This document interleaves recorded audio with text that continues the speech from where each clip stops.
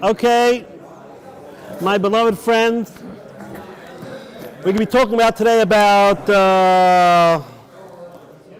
breach of confidence or professional confidentiality to be about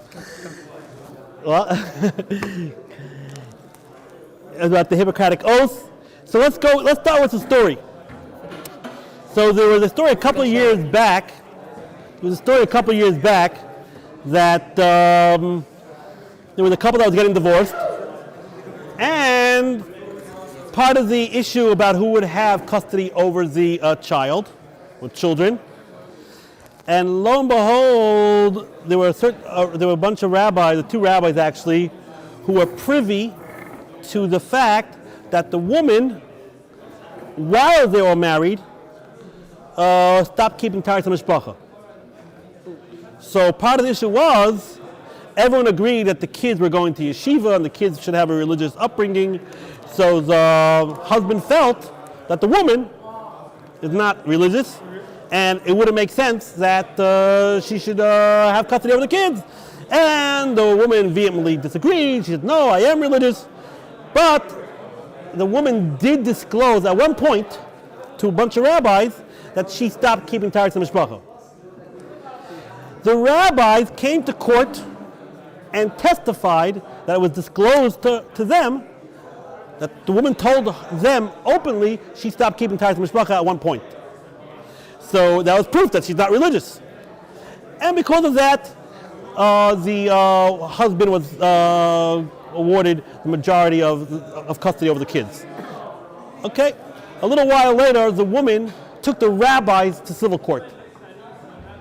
And she said, how dare you disclose that I told you in private during rabbinical counseling that I told you that I stopped keeping ties to mishpacha?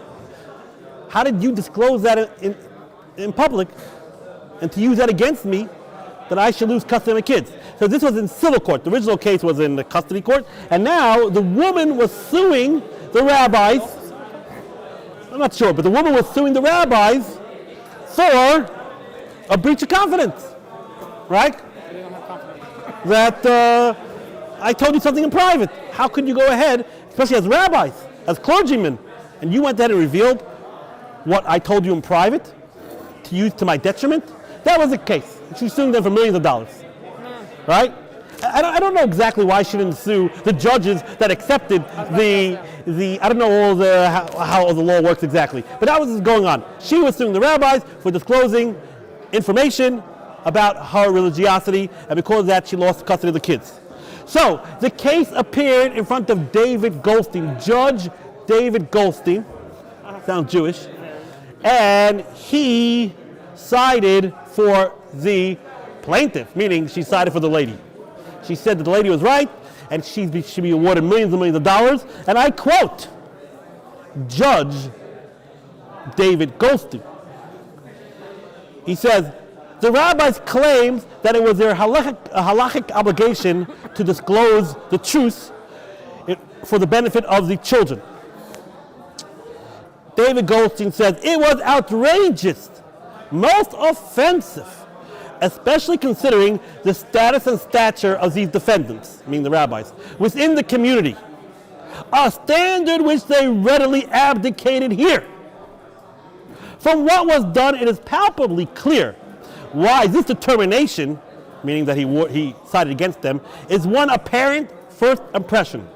No member of the clergy would dare breach the sanctity of his or her office to make public the type of confidential private disclosures at issue in this case. Moreover, to violate such basic rights under the guise of religious necessity, conviction, or the protection of the Torah, it is not only wrong, it is outrageous.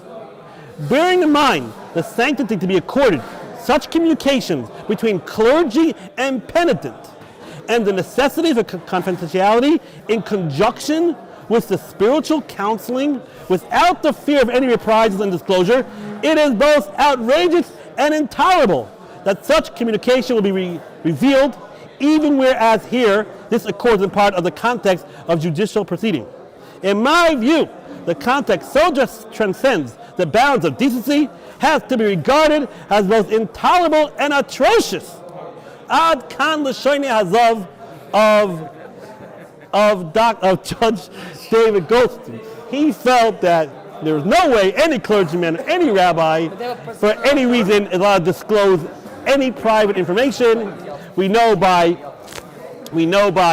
it, in the world, in Christianity, you can go to the preach, you can do any sin you want, and then you can get a pardon just by admitting it. And there is no way the priest or whoever, the clergyman, would ever reveal. That's part of the rules. It's part of the canon rules of Christianity that the priest can never reveal anything. So, Judge David Goldstein felt that the rabbis had absolutely no right to reveal any private information that was divulged to them in private counseling. Okay, it happens to be that Judge David Goldstein awarded millions of dollars to this woman that the rabbis would have to pay. The rabbis went to an appeal court, and a Gentile woman judge sided with the rabbis. So that happens to be the end of the story. Okay, the question is, what does Halacha say about this? What does Halacha say about this? About this revealing stuff to a professional, a rabbi, a doctor, a lawyer? Is it ever allowed? And obviously it was felt that it shouldn't. The person who revealed it thought that he was saying it in confidence.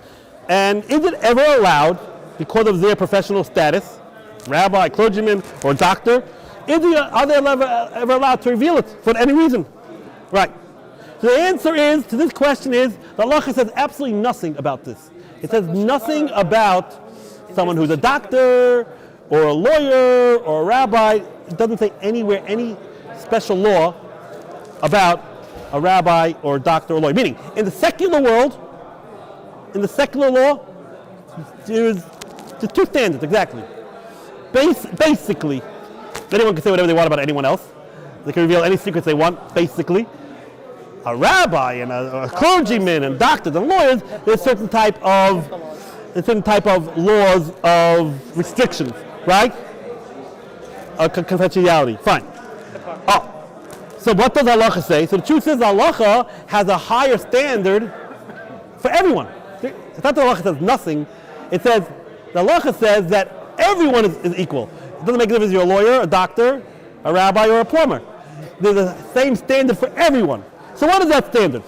So we have a Gemara in Yuma. Before we even talk about Lashon Hara and Mechilas.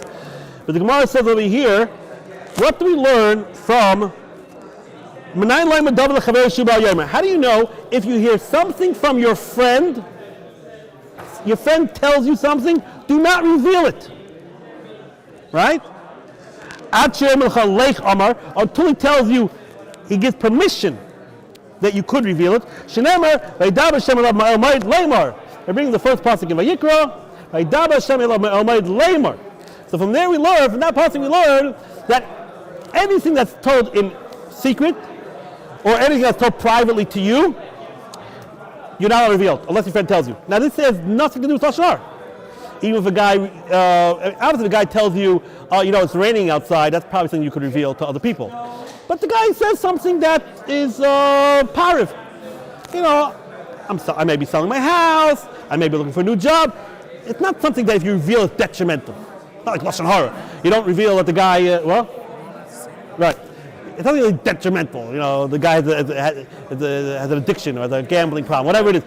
Just something that he tells you in confidence, and you're not sure. But maybe you don't want people to know that he's leaving the neighborhood, or something to that effect. Say it. Where do you learn it from? Veidaber Hashem El Moshe Lamar. Right? So where do you learn it from the word Lamar? So we have a machlokes here between Rashi and Marsha. Rashi reads the word Lamar, Loy Amar. That's the way he reads, makes like a drasha. Lamar, Loy Amar, don't say. That's how Rashi reads this halacha. The Marsha says that you don't gotta misconstrue or transform the word of Lamar. You just read it, right? Daba Hashem el Moshe. Lamar, what does the word Lamar mean? What does the word Lamar mean, right? When your pre-1A Rabbi teaches you, Daba Hashem el Moshe Lamar. What does the word Lamar say? So some say Lamar saying, some say it's Lamar means to say. So the Mashal says the word Lamar means to say. Right? Daba Hashem el Moshe Lamar. So what is from there? That until Hashem tells you to say it, you cannot say it, right? So Machlokes, Rashi, and the Marsha, what is the drasha? According to Rashi, you read the word Lamar, loy amar, don't say. According to Marsha, you read it, Lamar means, I told you, God told Moshe, say this. So you see, only if he says, say it. Fine. So, it comes out, if someone would ask you, seemingly, what is the law that is said the most times in the Torah? What law is said the most times in the Torah? Oh, you say, I remember if you eat ants, you get 6 lav or something. Maybe dam is 5 lavim. Maybe, But it comes out according to this. But dam Hashem Moshe Lamar is said maybe, a couple 100 times. And each time it says Lamar, it means loy. According to Rashi, it means loy amar. Do not say. That's a Shabbos table riddle. What is the law that said mostly Torah? The law that said mostly Torah is do not reveal secrets. Again, secrets doesn't have to mean, we'll talk about it in a minute. It means something that maybe the guy doesn't want you to reveal. Even if it's not Lashon Hara per se or Rechilas. Now, there's a little bit of a problem with this. The problem is we have a Gemara Megillah. The Gemara Megillah brings a brisa, and says, we know that we need the minimal amount that we need to read the Torah for each aliyah is 3 psukim. Right? That's the minimum amount. And the Gemara says, and even by Daba Hashem Moshe Lamar, you could use that as one of the psukim. That's the Gemara. And Rash says, why not? Oh, because you don't really learn anything out from there. You don't learn anything out from Daba Hashem Moshe Lamar, so I would think you can't count that as a pasuk. Because, you don't really learn anything out from there. So, Rachmanim say, what do you mean you don't learn anything out from there? We learn out alav, we learn out Lamar. We learn out from there that you're not allowed to say over a secret. Oh. So the Chofetz Chaim asks this question. Can you share about Lashon Hara? The Chofetz Chaim is going to get into there, right? And the Marital asks. So Marital says, it's true. Every time the pasuk says Lamar, it's a lav. But you don't really need to say 10,000 times. It would have been enough if Hashem said it once. So it is true. From one way, Daba Hashem Moshe Lamar, we learned something. But when the Gemara says over there, we learn now that you can count by Daba Hashem Moshe Lamar the Leah. It means all the way Daba Hashem Moshe Lamar, anyone you want. So that's the Maritzchias answers. The Chofetz Chaim said, no. We don't learn it out from every Vaidaba Shal Moshe Lamar. We learn it out specifically from here. Why? Because it says over here, the Chofetz Chaim says like this. Let's say a guy, you're in the middle of the street, and the guy just blabber something to you. Tells you something. Chofetz Chaim, or he says it in front of a bunch of people. Chofetz Chaim, in that case, it's pretty obvious that the guy doesn't care if you tell it to other people. Meaning, based on the context of the way he tells it to you, you could figure out whether it's a secret or not a secret. If he does, you're running in the street and he happens to meet you and says, I'm moving tomorrow, he says it out loud, then you probably could tell it to other people. But if he talks to the side room and says, I'm thinking of moving, I'm not sure, then already, he said, that's why, he said, Vaidaba Hashem Elov me Oyhel Moyed Lamar. Where did God speak to Moshe? In the Oyhel Moyed. That has a connotation of in private. When it was in private, then it's considered a secret, and do not reveal it. The Chofetz Chaim says we don't learn out from every Vaidaba Hashem Moshe Lamar. We learn it specifically out from Vaidaba Hashem Elov me Oyhel Moyed Lamar.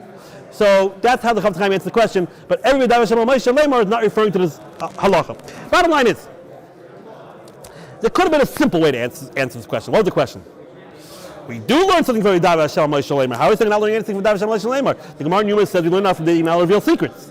Again, even innocuous secrets, even secrets that are not 100% that they're revealing something terrible. Just something that maybe the guy doesn't want you to know. So, if you would ask me, that Gemara is probably just an asmachta. We know that the Gemara many times brings the pasuk, and it doesn't really mean a drasha from the pasuk. It means, not saying secrets is not a good thing. And we use a pasuk to make a hint to it. It's called an asmachta, right? We have that concept a lot of times. So really it's a din d'rabbanan. So the truth is, if you open up This is the big machlokes. The Smag and the Gra. The Smag is a Sefer Mitzvah Gdolos. He wrote 613 mitzvahs, like the Rambam has a Sefer Mitzvahs. The Smag preceded. The Smag was after him, actually. The Smag actually, yeah, I think it was after him. The Smag wrote also 613 mitzvahs, and he writes mitzvah tests. He writes this Gemara. He writes it as a lav midoraisa. He says it's deraisa alav. If you reveal a secret, it's no drabanan, it's not some asmachta, it's not some cute rabbinical side gig over there. No, it's a deraisa. The Gra also writes down, it's an open lav. A lav deraisa. We'll see his source in a minute. On the other hand, the Torah Tamima and the Rabbi Yaina, when they bring down this Gemara, the Torah Tamima says openly it's an asmachta. And the Rabbi Yaina says also his language is, it's not sneeze, it's not modest to say over other people's secrets. So, be it as it may, there is a very important group of poskim who do learn that this din is a deraisa din, just to reveal again any type of secret that the guy may not want you to reveal, and therefore we do have our question: how does the Gemara and Megillah say that we don't learn anything out from my David Shalom Shalema? Oh, be it as it may, one thing is clear. One thing is clear: we are not allowed to reveal secrets. The Raisa, the Rabbanon, and Kavah Klaimer, you can't reveal secrets that can be detrimental. That's for sure you can't. But we're learning here, even if it's not so detrimental, you cannot reveal any secret the guy may not want you to know. This applies for a doctor, a rabbi, a lawyer, a plumber, electrician. It don't make no difference. In Halacha, there is no difference. Any secret, anything that the other guy would not want you to reveal, you are not allowed to reveal. Oh, the Gemara says in Sanhedrin, famous Gemara in Sanhedrin, the Gemara says, Holech Rachel Megala Soy. That's the Gemara in Mishlei. And that's the source of the Gemara. The Gemara says, Holech Rachel, which is an open law in Torah, and Megala Soy. What's Holech Rachel? Someone who says something detrimental or tries to instigate fights between people. You know what he said about you?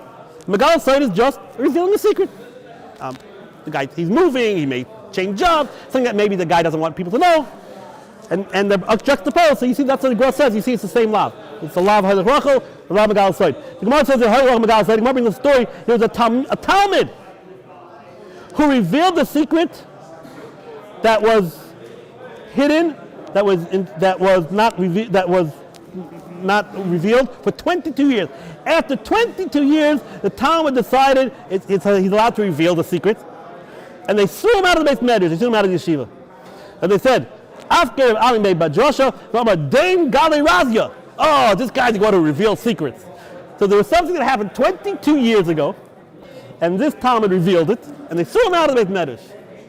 So we see there's no expiration date on secrets. It goes on. It lasts for a long time. Where did the Talmud come from? The Magolas Yam says, where did the 22 years come from? Where did it come from? Why did he wait 22 years? They said it came from because we know that when the brothers sold Yosef, they all got together and made a cherem. They said no one can reveal to Yaakov what happened. But eventually, Yosef, that's why Yosef didn't reveal either. If you know, Yosef never revealed it to Yaakov. That's like the big question, like one of the big holes in the story. Hey, Yosef, why didn't you just call up Yaakov and say, hey, Dad, I'm okay? You know, there's such like holes in the story that don't make too much sense. That's one of the big ones. You know, write him a letter, Dad, a postcard. Look, I'm in Egypt, Dad. Look at the pyramids. Oh, they weren't built yet then. No, actually, whatever. You know, that's like a big hole. But the answer is that obviously Yosef kept true to this shvuah that it should not be revealed. So be it as it may, but at the end Yosef did reveal. How long did it take for Yosef to reveal it? From 22 years. We know it's 22 years. How do you know that? Very simple. He became king when he was 30. He was sold when he was 17. And then there was 9 years, 7 good years, 2 years of famine. The kitzur, 17 to 39, according to how he calculated 22 years. So Talmud felt, you see from the Torah, after 22 years, secrets expired. You know, after 22 years, you're allowed to reveal secrets. So that's the source of the Talmud, but we see that he was wrong. Where are we finding this that he was Megala? Well, we know that how do you think Yaakov figured out that he was in Mitzrayim? What do you think happened? He knew, Yaakov knew. Yaakov knew exactly what happened. Was Yosef Atzadik, was he it became, Yaakov figured it out, yeah? He was Megala, yeah. He said, hey, I'm king, I'm alive. I was not eaten up by a wild bear. Oh, how'd you end up there? I'm sure Yaakov knew. Okay, so after 22 years, Yaakov, the secret was revealed. Here's the thing, we see in this Gemara, even after 22 years, you can't reveal a secret. Okay, so bottom line is, it seems that Judge Goldstein is right. That Judge Goldstein was saying because they're clergymen, they breach their position, but we're saying the Judge Goldstein is right, even if they weren't clergymen. Right? Even the weren't clergymen, because they revealed secrets, and especially the secrets they revealed is even worse, because it's mamash lashon hara, mamash rechilas. But we're saying even if it wasn't that, it was just any type of secret. But the truth is, we have three famous tshuvas. We have three famous tshuvas, besides obviously the Chafetz Chaim, that deal with similar type of questions. We have the first tshuva from Yeshivat Das, which is Rabbi Yosef, and this is a shir. He used to give a shir on a very popular shir on Friday, and he wrote all the Yeshivat Das, not the Ibiyamer, is all those shirim transcribed. So the question was, a doctor knew that he had a patient who had epilepsy, and the patient told the doctor, "Yay, he's going to get his he's getting his license, and he's going to drive a car, and he already got the license." The doctor said, "You can't drive. You could have an epileptic attack. You can't drive." He said, "Yeah, it's okay." The doctor asked Rabbi Yosef, should he reveal him to the police? Should he call the police or whatever, the motor vehicle office, and say, "Hey, don't give this guy a license"? That was a question that was presented to Rabbi Yosef, but he was a doctor. Breach of confidence. Is confidential information. Question number 2, which was related to the Chelkas Yaakov. Who's the Chelkas Yaakov? Rabbi Breish, the famous Rabbi Breish, who was nifter in 1976. Rabbi Breish is famous because he wrote a lot of Torah during the Holocaust. It wasn't so much Torah produced during the Holocaust, for obvious reasons. So Rabbi Breish, he was somewhere in Europe. Switzerland, if I'm not mistaken, Switzerland maybe even. Anyway, very famous. Rabbi Breish, he died in 1976. He was born 1890-something. Anyway, he has an interesting shaila here. It must have been written when he was younger. The same type of story. A doctor knew that a boy had cancer, and he says in those days, and he was about to get engaged, and he says, the way he says it here, that the doctors wouldn't even tell the patient they had cancer. If there was no way that the patient would get better, they wouldn't even tell the patient right away. They would keep it secret for a while. With no purpose. That wouldn't happen nowadays. And the question was, the doctor wanted to know, this guy's about to get married. And he doesn't even know that he has sartan, loyalenu. And basically the doctor said he's got 2 or 3 years to live, and he's going to go, if he goes to treatment, he'll become infertile because of it. Should he reveal to the chassan and the kala? The Tzitz Eliezer has a tshuva from a Dr. Yaakov Memat. I don't know how this happened exactly, but a lady who was 19 years old was engaged, and she wasn't getting her period, and the doctor checked her, and he realized that she was missing her rechem and her nartik, which means she was missing most of her female parts, and they reconstructed the whole area there. And again, I can't figure out how in the world she didn't figure that out. Okay, but because she just came because she wasn't getting her period. But anyway, it doesn't make a difference. So they reconstructed, but they said, you can never have kids. You can never have kids. And she said, "Oh my gosh, I'm engaged. Please don't tell the boy." And the doctor said, "Okay, I won't tell the boy." The doctor said, "I won't tell the boy." And then he wrote to the other, very famous, "What should I do? Should I tell the boy or not?" The kids are 3 similar shilas about revealing information. One about the motor vehicle, one about cancer, and one about it that the woman is basically can never have children, is infertile. So they all say basically the same thing. Someone more poetical, but they all say the same thing. And they say, look at the Torah. If you look at the Torah, there are 2 lavim that are juxtaposed. One law is the law we're talking about now, revealing secrets, or the law of lo yselech rachel ba'amcha, which is even worse than revealing secrets, is to reveal detrimental information. And right next to it, the same pasuk actually, lo yselech rachel ba'amcha, it says lo yisamed al dam reyecha.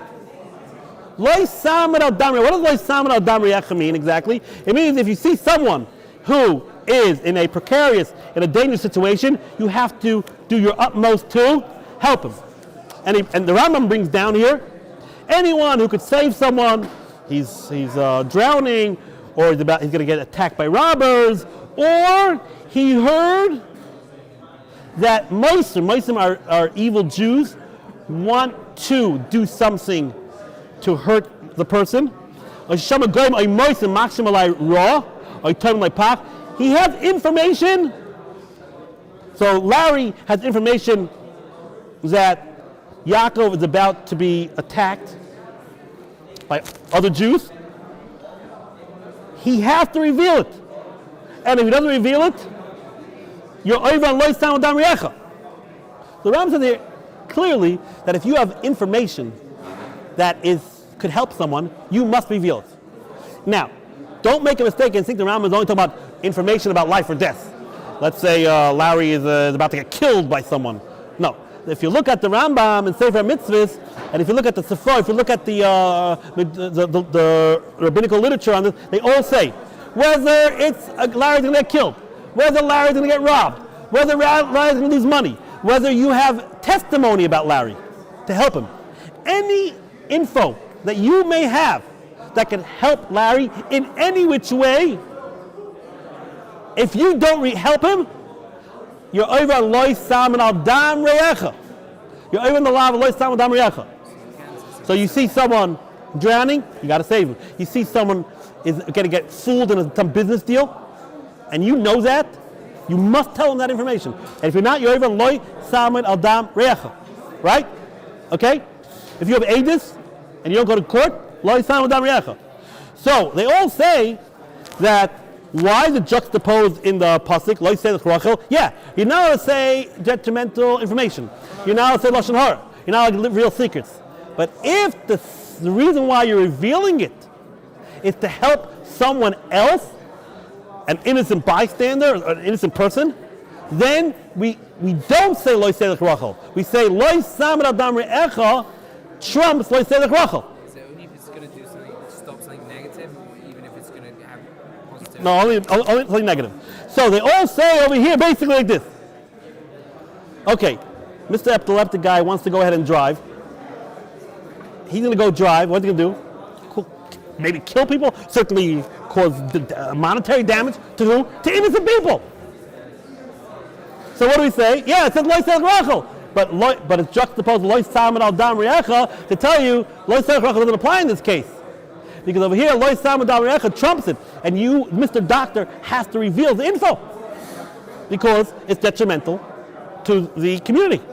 The case of the chassid and the kala, the chassid Nebuch has cancer. It's not his fault, no one's blaming the chassid. But how can he not reveal to the kala? In a year or two, she'll end up being an almana. She'll end up being without children and almana. It's lashon hara, you're revealing something negative about the chassid. Doesn't make a difference. Here, if it's for to'elis, the word that you use is to'elis, it's for the benefit of an innocent bystander, i.e., our case, the kala. Says it to the other here too. What does it mean the girl told you not to reveal to the groom that she can't have children? Again, we're not blaming the girl. But how can you not reveal that? You're revealing secrets? No.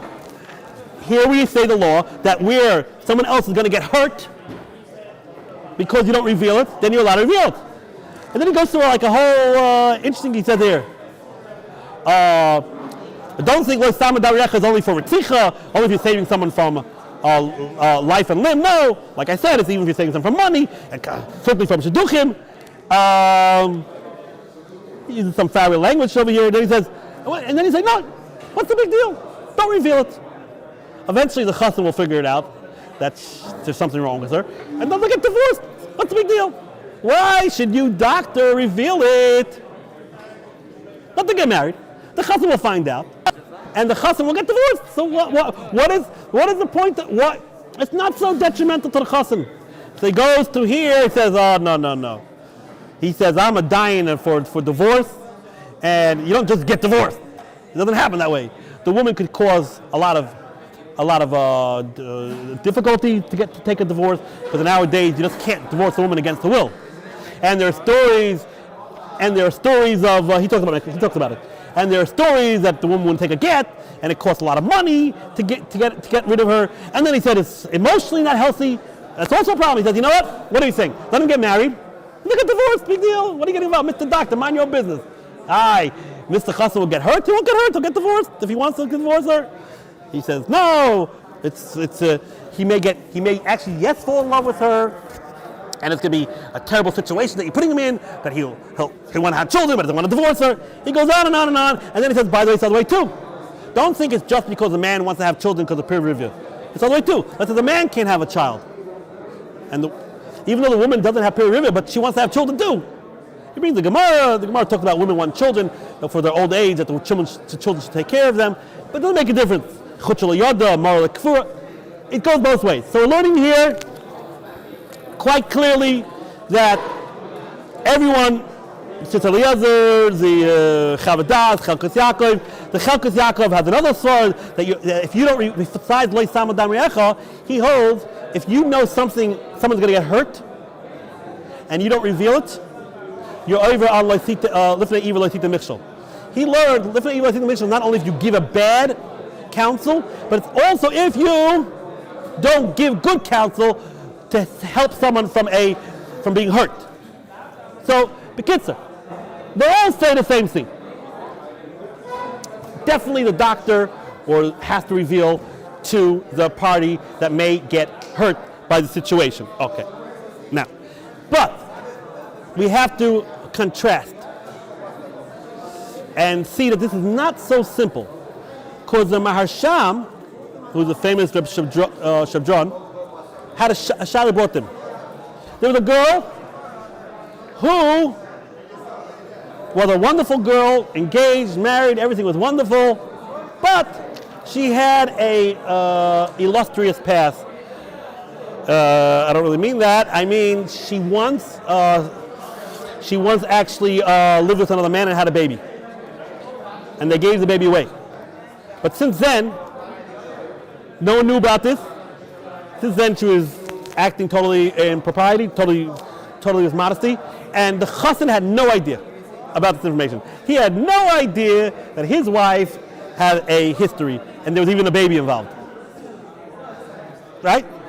So, what would you think? Oh, well, you got to tell the guy. No, that's not his shayla. That's not his shayla.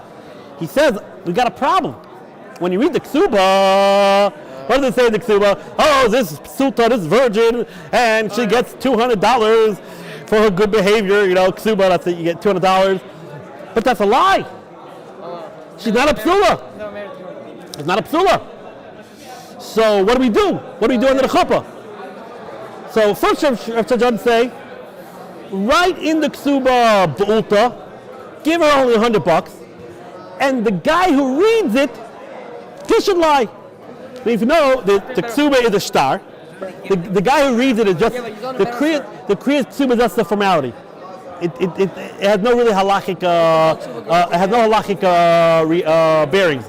So write the ksuba write it that she's not a virgin, and write that she's 100. Trust me, the chassan is never going to read it. No one is ever going to know what it says.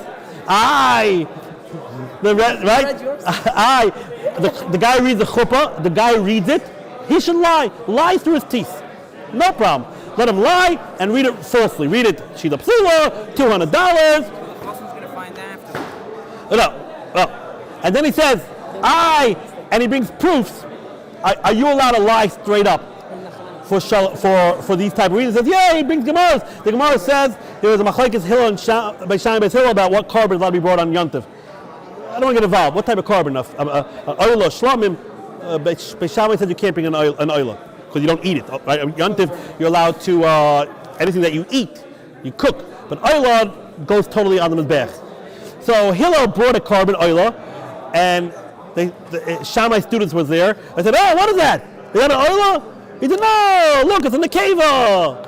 It's a girl. And he did something with the tail, and I don't know, they didn't know too much about the Shammai's student didn't know so much about what a girl or a boy is supposed to look like, but for animals, they said, oh, okay, it's a girl, good. Meaning, he lied. He lied straight up. And Rashi says, hey, you're lying straight up. Yeah, I lied, big deal. So I lied. So you see from there that you can lie. He brings other Gemara. He brings many Gemaras that Amorim made a mistake. What was the heter? That's the lesson. You can lie. You can lie in order to keep the peace. In order to keep. Yeah, for sure. Yeah, for sure. For sure. You can even. Hillel said, I don't want to fight. We're in the base of English. Shammai told me they were going to attack me. He said, I lied. I said, yeah, you're right. It's not a zach. It's not an oila. It's in a cave. Same Gemara's like they bring the Gemara's but a rabbi said something, he realized he made a mistake, they started attacking him. He said, yeah, I never said it. Whatever. Just to keep shalom. Oh. Then he says what God he says. Wait a minute. Okay, great. But let's say the chassan knows how to read Hebrew, and when the chassan comes home and he reads he says, oh, what is this? What, right? So what are you going to do then? If the chassan we're afraid the chassan will figure it out. He says, you know what? Write the ksuba that she's a psula. Write the 200. She should write another star, a receipt. She should write another star that she's Michael, or she writes as if I got already 100. She'll give that star in Bezdin. Bezdin will know about it.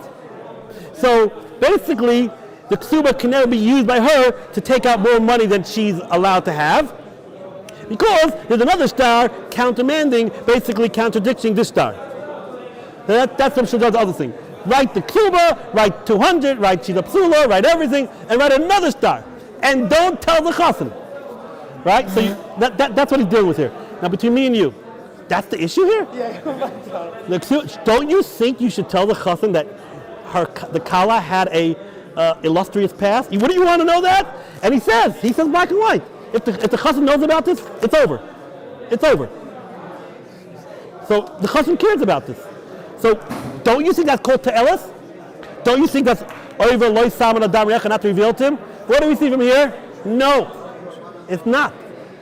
It's not. Just because the chassan would break the shidduch if he knew about this information, it's not called Loi Saman Adam Recha. You're the chassan. You're picky. You have your issues. You want a girl that doesn't have a illustrious past, but you're not getting hurt now. The chassan never found out. I don't know what happened, but we can assume the chassan never found out. He lived in bliss forever and ever and ever. He never found out. Marital bliss. He never found out. The cases of Ravad Yosef's case is for the future. This nebuch, like the guy, is going to wipe out half the city. The girl who has artificial anatomy is not going to be able to have children. You're hurting him from now. But just because this guy has a hang-up, and he doesn't want a girl that has a past, and we know she did tshuva. If you didn't know she did tshuva, different story. So that's not called loy sam adam riyecha. And he doesn't even address that. That's like pashit.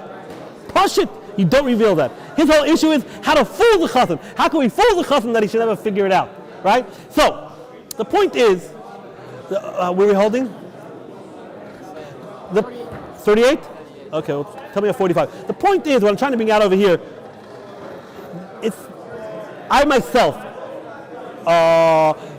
let's say like this. You know, a guy is taking antidepressant or Ritalin. Okay, someone calls you up. I want to know about the boy. You think you should reveal that the guy's taking an antidepressant or Ritalin? Half the world takes the antidepressant. Another half taking Ritalin. Big deal. I mean, if the guy is suicidal, different story. But it's not. You have to be very, very hesitant what you reveal. I personally think, depending on why the guy taking the antidepressant or the Ritalin, I would be very hesitant if you're allowed to reveal it. Because, again, these tshuvas are talking about major league things. And the Chavetz Chaim also says, major league things. She's not going to be able to have children. Or she's an axe murderer or something. But to just start revealing things that a lot of people have anyway, I would be very, very hesitant. I would definitely never reveal that the problem is sometimes people ask me, does he take antidepressants? They have to say something. This is where it's not clear at all. Me personally, I would say you still can't reveal it. Even if they ask you. You can't say no. I don't know. If you say I don't know, Here it gets a little sticky. If they ask you, does he take Ritalin or antidepressant? I'm very hesitant if you're allowed to reveal. I mean, the best thing, but the best thing is, let me ask him if I can tell you, and then when he call back, I don't know. They'll figure out, right? It'll figure out. The best thing is to say, I don't know. You could ask him yourself. But I'm very hesitant. Meaning, if they don't ask, for sure you can't reveal.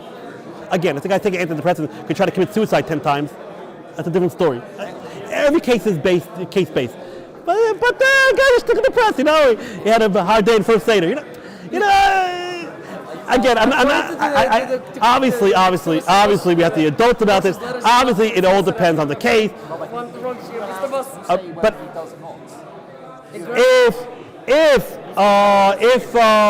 if they ask me and I happen to know yes, I don't know the halacha. My feeling is that you should still not reveal it. It's still not, even though, I want to get this straight. They have a right, I want to get things straight here. They have a right to not marry people who take Ritalin and antidepressants. That's their right. They could also want a guy, he could also want a guy who's, the guy can want a father with $1 zillion and she's a supermodel. They can want whatever they want.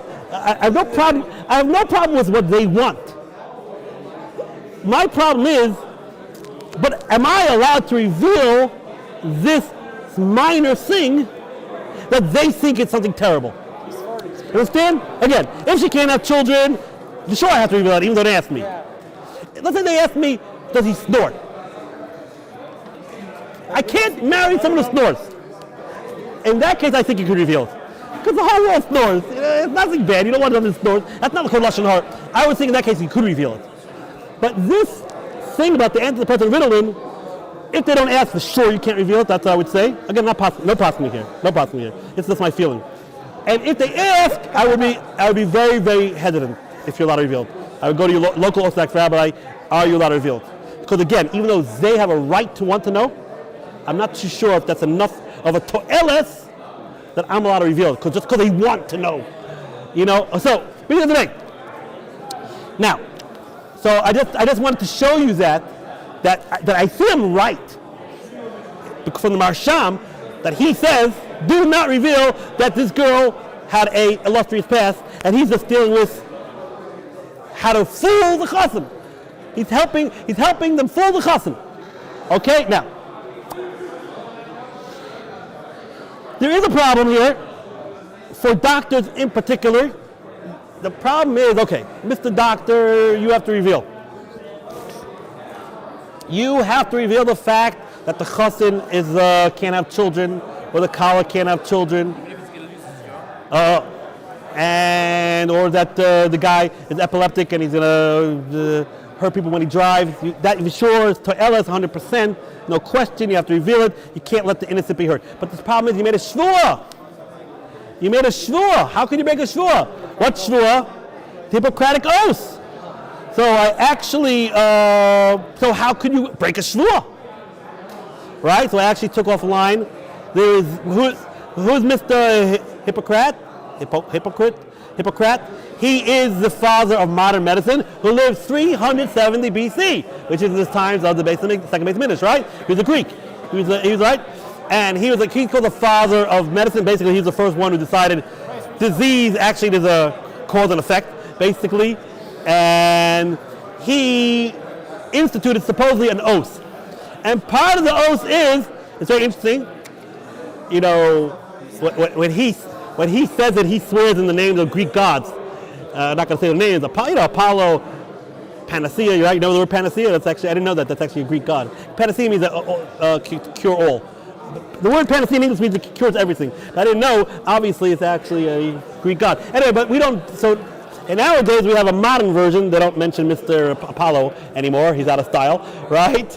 So, but both the modern version and the original version says, and whatever I shall see or hear in the course of my profession, as well as outside my profession, in my intercourse with men, If it be what should not be published abroad, I will not divulge, holding such things to be holy secrets. I will respect the privacy of my patients, for their problems are not disclosed to me that the world may know. So we have here the shvuah, which most students take when they get their license, that they will not reveal it. So the shvuah, it's the right to shvuah. The truth is, I didn't know. I do my research. There's also a Oath Somayach. Did you know that? There's an Oath Somayach, and it's not clear if it's from the Rambam himself or not, because it sort of surfaced in the 1700s. So, be it as it may, in that oath, it doesn't mention anything about not revealing anything. The bottom line is that since Eliezer and all that Achronim, they're all asking this. I'm not making this up. They'll all say, okay, yes, Lo Yisei Rachel is not a problem. You have to reveal to the party that may be injured. You got to reveal the secrets. But what about the shvuah? You made a shvuah. How can you break a shvuah? So the truth is, the Shulchan Aruch talks about this, and the Shulchan Aruch says that if you make a shvuah not to reveal something that if you don't reveal will hurt someone else, if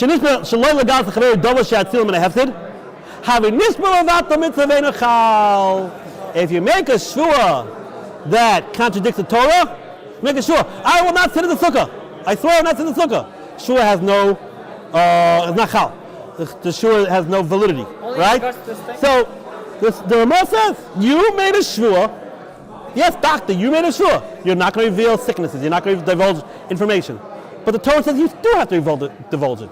The Torah says, Lo yisama adam re'echa. The Torah says, if not evil, lo yisita mishal. The Torah said, V'hashiv seloi. If you have to return avodas mamaynai, certainly got to refer to avodas guvay. The Torah says you do have to reveal. So you know what we do with the shvuah? We say it doesn't mean anything. Your nishba ma'omed mehar Sinai. So the shvuah has absolutely no bearing. There's one little problem. There's a little problem with this. It's not exactly so. Why not? And this is where the Achronim get involved. That is true. If you swear directly against the Torah, the shvuah has no credence, validity. But let's say you swear about a lot of things called a shvuah's koilo, and included in that happens to be something that is against the Torah. This is a concept, anyone learn Shas sees this concept all the time, called a koilo, not the one you learn all day.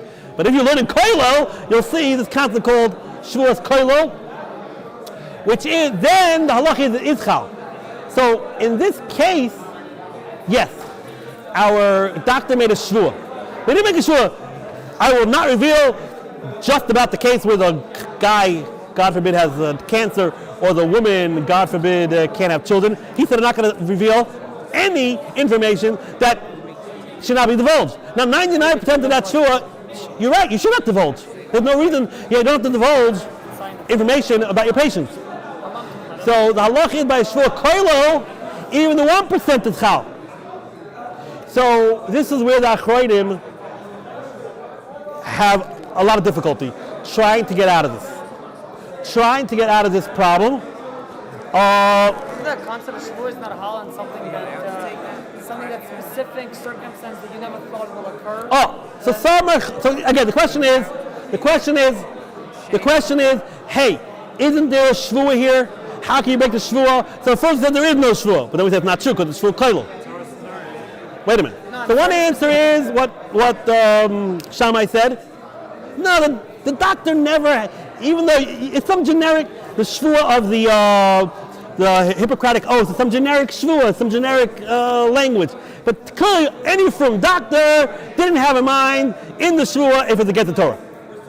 That's what the Tzitz Eliezer says. A lot of other Achronim say. Wait. Then Rabbi, the famous Rabbi Bleich from YU, a famous, like a major Talmud Chacham, like he's also a lawyer. David Bleich. He says Medaik. We have to make a diuk from the lashon of the shvuah. What do those shvuahs say? The second one. And whatever I shall see or hear in the course of my profession, if it be what should not be published abroad, if it be what should not be published abroad, so he makes a dik in the lashon of Dr. Hippocratic, and he said we can make a dik, but if it should be published abroad, meaning if it's going to hurt other people, that's his. And then the Tzitz Eliezer says, you know what? He says basically, just to make life simple, just do a tars. You have a chiyuv to go to any doctor who is set in this situation, just go do a tars shvua. If it's sure you have to do a tars shvua, you need to do it, and you'll get a heter right away. You do a charata. I don't want to go through how you do it, but we know there's such a thing. So basically, the doctor who knows something that is terribly detrimental to the other side must reveal it. And again, don't be so cavalier to decide what is considered detrimental or not. But then we have to end off, right here we're going to end off with his question. Let's say a psychologist or the doctor starts revealing stuff. He's going to lose his practice. Why do you go to a psychologist? Because you're messed up, right? So you go to a psychologist, you find out the next day the psychologist told your intended that, this guy you get engaged to, he's a real old nut job, Wait a minute. The psychologist is going to lose he's going to get a bad reputation. He may get sued. He may lose his license. So we're in a problem here. Let's put it again together. Mr. Doctor, should he reveal? Yes. Don't worry about Lashon Hara. Don't worry about the Shvua. You must reveal it. Lo yisam al dam re'echa, l'telis. But doctor says, I'm going to lose my job. I'm going to be out of a house. I'm going to get sued. So what? So what's the law? You're more important than the... So Rabbi said, in a nutshell, 99% is, what's the laws? What are the laws? For a mitzvah's essay, you only have to give up 20% of your wealth. But for a lois essay, you have to give up everything. If a guy puts a gun to your head and says, eat chazer, I'll take every penny you have, you have to give up every penny you have. So seemingly, our doctor has to call up the kala and say, call up the chassan, I'm sorry, your chassan cannot, whatever, the other side, cannot have children. And even though the doctor knows he'll get sued, he'll lose all his money, he'll get kicked out of his house, he'll have to become a Rabbi Ohr Somayach. It doesn't make a difference. It doesn't make a difference. He's got to give up everything. Here's the answer. He's got to volunteer the information, even if the college doesn't know anything. He's got to call up the college and say, I'm a doctor, I want you to know I know your chassan, he can't have children, and I know I'm going to get lose. Right? Because that's allowed. That's what it would seem.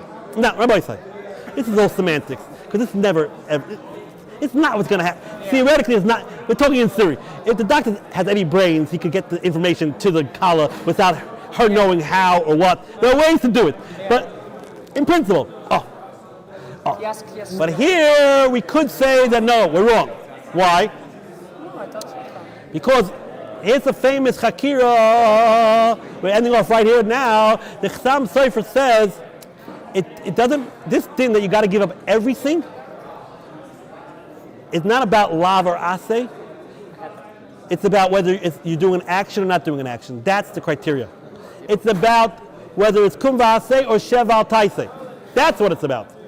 So, is a doctor over a lav? Yes. But how is he over a lav?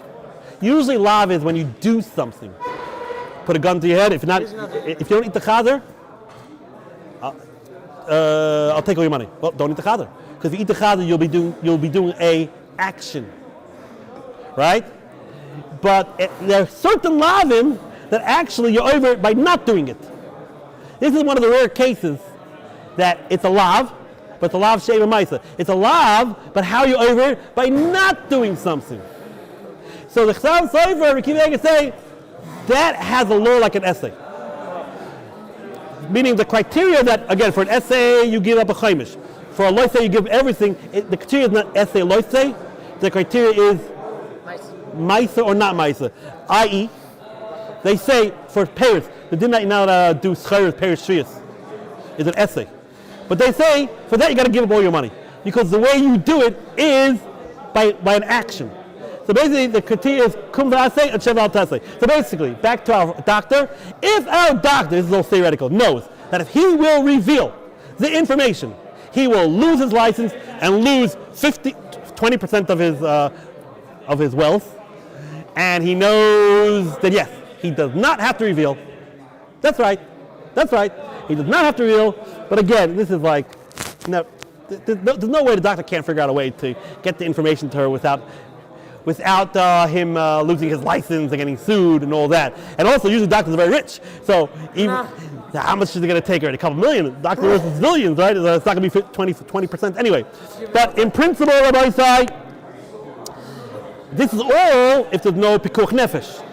If by the case of the license, where an epileptic guy wants to drive, there I would say even the doctor will lose his license and lose everything and lose 100%.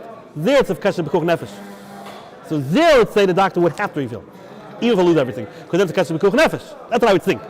Okay. So by the side we discussed today, do not reveal secrets. Moshe, Lemar, Loy Amar.